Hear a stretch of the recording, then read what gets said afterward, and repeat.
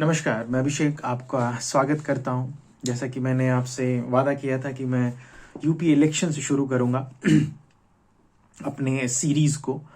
उसी दौर में, उसी श्रृंखला की इस पहली कड़ी में मैं आपके सामने लाया हूं उत्तर प्रदेश, संभावनाओं का प्रदेश, गंगा जमुनी तहजीब का प्रदेश।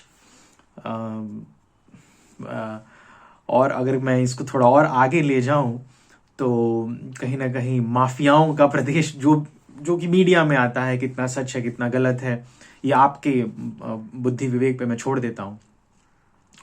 सबसे बड़ा प्रदेश अगर देखा जाए जनसंख्या की दृष्टिकोण से,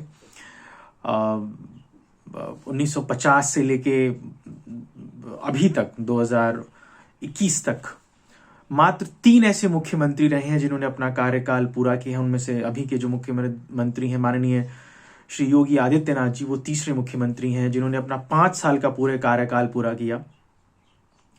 इससे पहले ये बहुत विचित्र बात है कि इतना बड़ा प्रदेश होने के बावजूद कोई नहीं ऐसा मुख्यमंत्री हो पाया जो अपना 5 साल का कार्यकाल पूरा कर पा रहा था। मायावती पहली मुख्यमंत्री थी, दूसरे अखिलेश यादव थे। और एक बड़ा, ये अपने आप में एक देश है। इसे कहा जाता है कि ये एक यूरोप के बराबर है। ना सिर्फ इसको देखा जाए जनसंख्या की दृष्टि से, मगर जो विभिन्नताएं हैं, आप अगर गाजियाबाद से शुरू हो करके और चंदौली तक जाएं तो आपको लगेगा कि आप शायद 4-5 देश से गुजर के आ रहे हैं।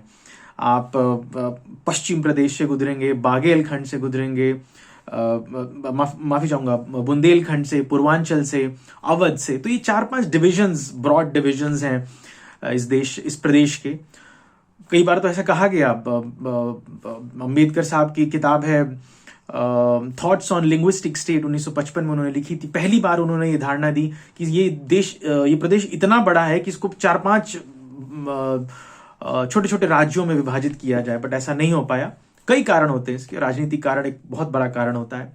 तो आप देखेंगे कि कहीं बहुत ज्यादा डेवलपमेंट है, कहीं बहुत कम डेवलपमेंट है, कई मूलभूत असुविधाएं, जो सुविधाएं मिलनी चाहिए वो भी नहीं मिल पा रही हैं। कई जगह ऐसा है जहां बेसिक नेसेसिटीज आज तक नहीं पहुंची हैं।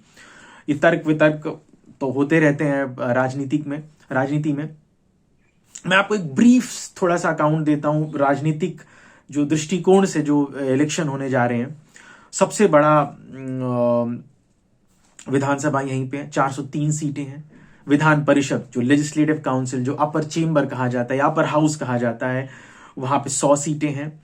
80 लोकसभा सीटें, जो सबसे महत्वपूर्ण है, कहा जाता है कि लखनऊ से होकर दिल्ली की सत्ता का रास्ता गुजरता है, तो 80 सांसद ये देता है। और कहीं 10 से ज्यादा प्रधानमंत्री इस राज्य ने दिए, इंक्लूडिंग जो अभी हमारे सिटिंग प्राइम मिनिस्टर हैं श्री नरेंद्र मोदी, वो भी बनारस से चुन के आते हैं। तो कहीं ना कहीं इसका महत्व तो है, इसीलिए चुनाव का भी महत्व हो जाता है। एक ब्रीफ डिस्क्रिप्शन अगर मैं दूं इस राज्य के बारे में, तो 1947 से पहले इसको जिस पार्ट में डिवाइडेड किया गया उसको नाम दिया गया यूनाइटेड प्रोविंस। उससे पहले दिया गया United Province of Agra and Awadh, Oudh कहते थे, OUDH। उसके बाद यूनाइटेड प्रोविंस हुआ, फिर उसके बाद उत्तर प्रदेश हुआ, फिर 2000 में इसका विभाजन हुआ उत्तराखंड में और उत्तर प्रदेश। तो इस तरीके से एक ब्रीफ इसका डिस्क्रिप्शन है। 17 बार विधानसभा यहां पे चुनी गई है। जो 17वीं विधानसभा अभी खत्म हो रही है उसका चुनाव है, जिसकी पहली वोटिंग 10 फरवरी को होगी। 75 डिस्ट्रिक्ट हैं इसमें। और अब मैं आपको 1950 से एक ब्रीफ डिस्क्रिप्शन देते जाता हूं, ब्रीफली बताता हूं कि यहाँ पे चुनाव कौन कौन जीता, किसकी सत्ता रही। तो पहला जो दौर था वो कांग्रेस का दौर था, जो 1951 से 67 तक रहा, जहां पे कांग्रेस की डोमिनेंस रही, कांग्रेस का एक प्रभुत्व रहा। और बड़े महान नेताओं ने यहाँ पे चीफ मिनिस्टर होने का गौरव उनको मिला। डॉक्टर संपूर्णानंद, गोविंद बल्लभ पंत, इस राज्य की पहली महिला मुख्यमंत्री डॉक्टर सुचित्रा कृपलानी 1963 में हुई। तो ये 17 साल थे, प्योर डोमिनेंस था कांग्रेस का इसमें। 1967 से 77 तक एक एक कांग्रेस के विरुद्ध जो धड़ा था वो यहाँ खड़ा हुआ, जिसमें जनसंघ भी था, उसके बाद भारतीय क्रांति दल था चरण सिंह साहब का, जिसमें उसके बाद जो इसमें इस दौर के जो बड़े लीडर्स आए, एनडी तिवारी साहब, हेमंत नंद बहुगुणा, जिनको आई थिंक 84 के चुनाव में अमिताभ बच्चन ने आया था, बहुत कद्दावर नेता हुआ करते थे उत्तर प्रदेश के उस समय। तो ये 67 से 77 का दौर जो था वो नॉन कांग्रेस फेज था और बहुत कंफ्यूजन था, मुख्यमंत्री बनते थे हटते थे विभिन्न कारणों से। 1977 से जो 80 का दौर था वो जनता पार्टी का दौर था। ये भी एक तरीके से बहुत सी पार्टियों से मिलकर के जनता पार्टी ने यहाँ पे राज किया था। 80 से 89 का दौर बहुत फॉर्मेटिव था यहाँ पे, क्योंकि दो बहुत बड़े नेता वीपी सिंह, विश्वनाथ प्रताप सिंह जो इलाहाबाद से आते थे, और नारायण दत्त तिवारी जो जिनको 2 राज्यों के मुख्यमंत्री होने का गौरव प्राप्त था, वो यहाँ पे आए। एक ऐसा दौर आया जहाँ पे बड़ी विचित्र बात है कि इतने बड़े नेता कि जो भाई, मैं वीपी सिंह की बात कर रहा हूँ, जस्टिस चंद्रशेखर प्रताप सिंह, उनका कत्ल हो जाता है। उसके बाद वो इस्तीफा देते हैं। 89 का दौर आया जब श्री मुलायम सिंह ने अपना प्रभुत्व स्थापित किया। उसके बाद आपको पता है कि 91 में अयोध्या का जो मुद्दा आया, जहाँ पे बाबरी मस्जिद का विध्वंस हुआ। कल्याण सिंह उस समय चीफ मिनिस्टर थे। 93 में कुछ समय के लिए मायावती चीफ मिनिस्टर बनी, और 96 से 93 का जो टाइम था उसमें शॉर्ट ड्यूरेशन में जगदम्बिका पाल रहे, चौधरी नरेंद्र सिंह रहे, और ये बहुत कंफ्यूजन का साल इसलिए था क्योंकि कई जोड़ गठजोड़ की राजनीति चलती रही और बहुत कंफ्यूजन का स्टेट रहा इसमें। और 2000 के आसपास 99-2000 में फिर कल्याण सिंह, राजनाथ सिंह आए, तो वो बहुत कॉम्प्रोमाइज रहा उन सरकारों के बनने में। 2002 में 3 में फिर मुलायम सिंह आए। 3 के बाद यहाँ पे थोड़ी सी स्टेबिलिटी है। मान के आप देखिए कि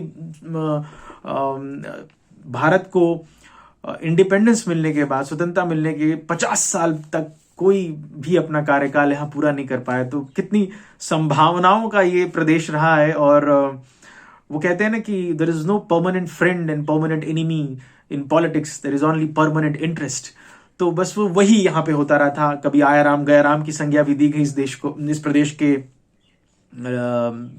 माननीय विधायकों को।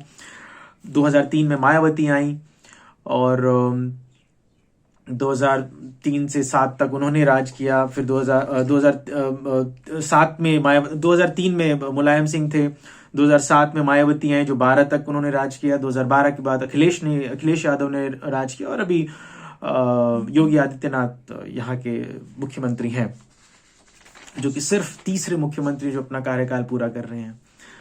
तो ये तो एक ब्रीफ डिस्क्रिप्शन हो गया कि कैसी इसकी राजनीति चली यहाँ पे। बट जब हम वोट देने जाते हैं तो क्या हम सिर्फ अपने आप को सांप्रदायिकता में, कास्टिज्म में, कम्युनलिज्म में बांट के रखते हैं, या वहां के जो मुद्दे हैं उन पर विचार करते हैं?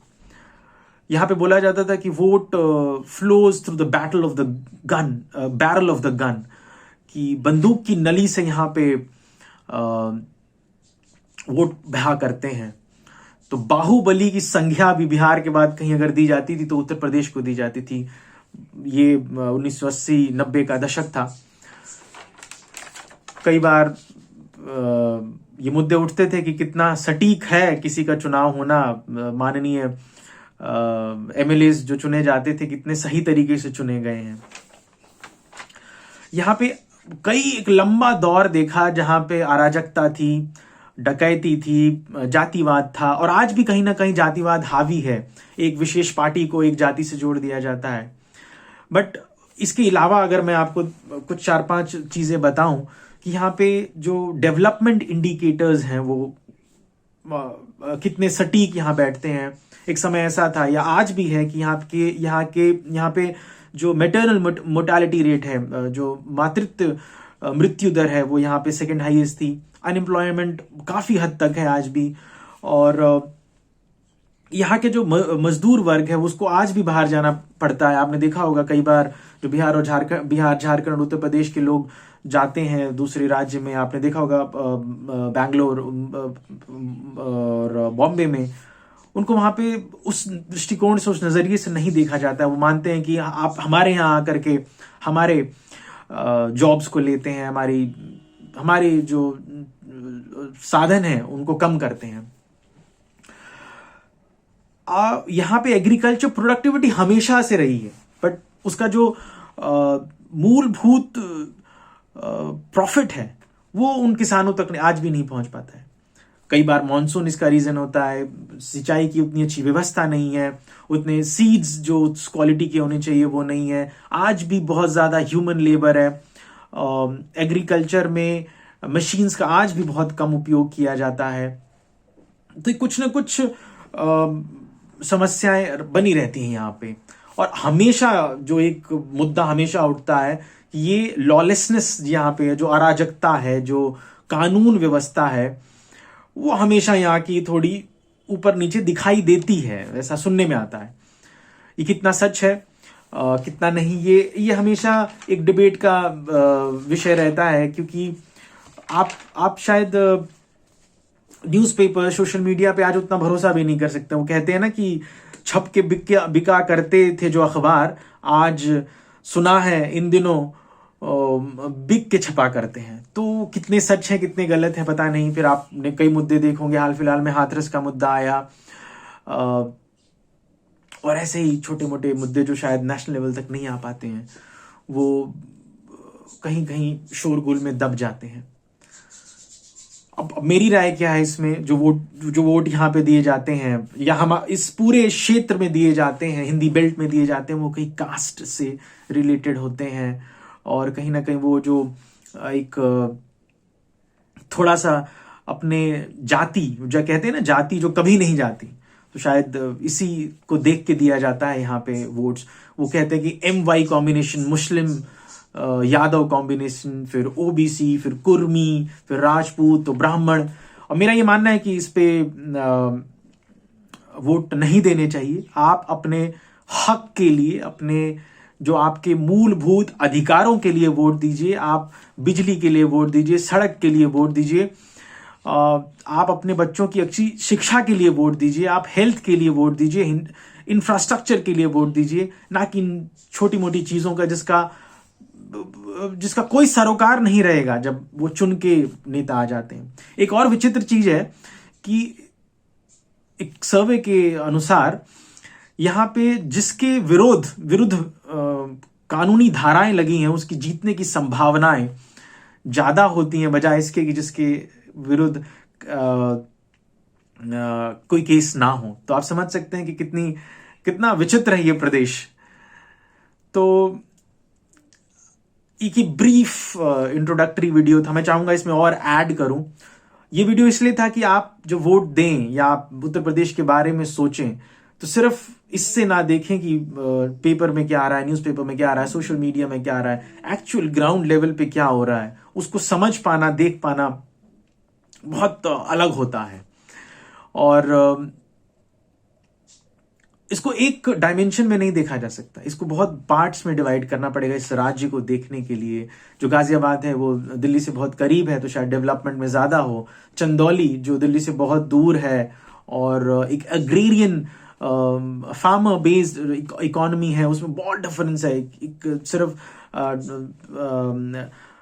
किलोमीटर्स का डिफरेंस नहीं है, बट सोच का, विचार का, खाने पीने का, रहने का, भाषा का बहुत डिफरेंस आ जाता है। तो शायद डेवलपमेंट भी उसी हिसाब से होते हैं।